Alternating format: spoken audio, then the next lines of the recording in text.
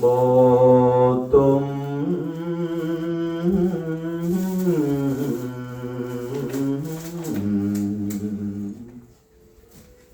Rộm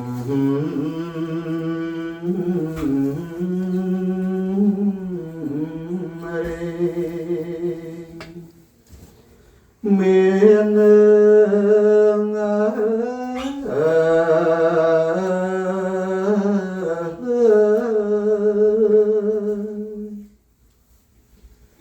chất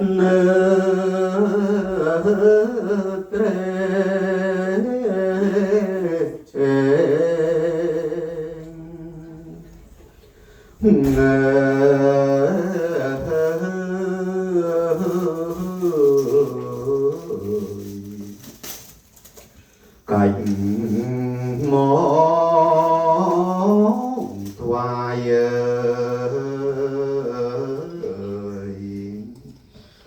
Bộ tôm mương ơi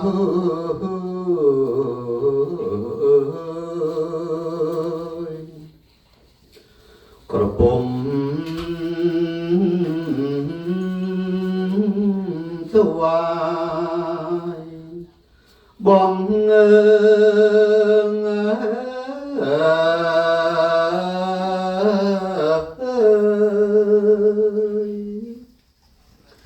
cách cái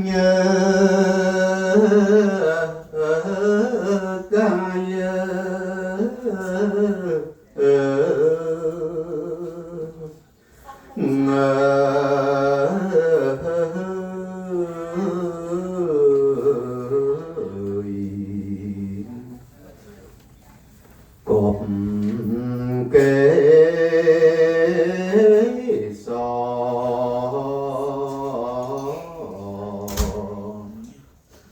lụt lực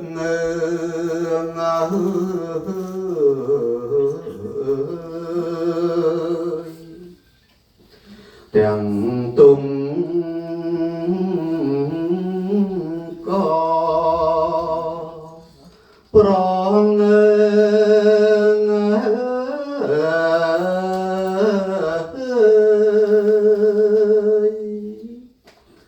nom tăng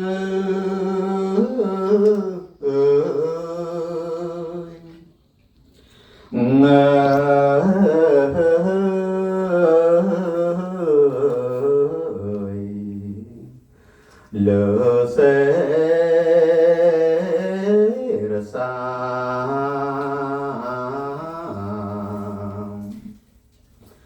có nhom cặp mương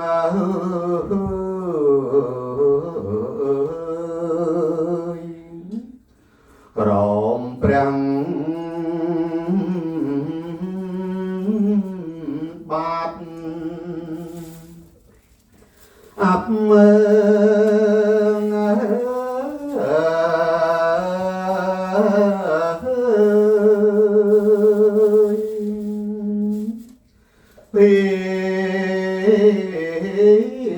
Việt Nam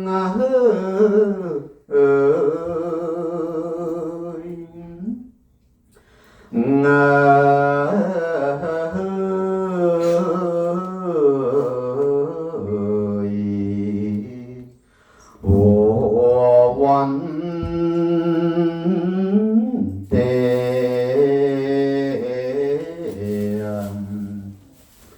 sống trách nhường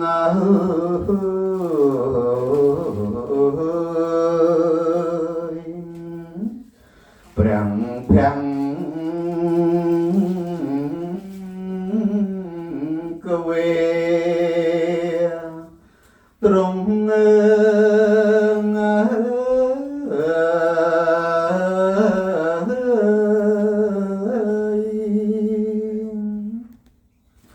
chân em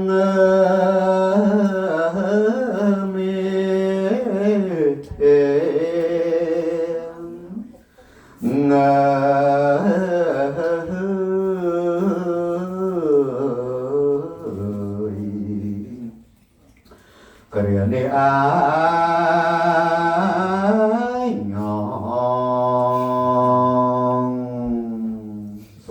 mô cha ni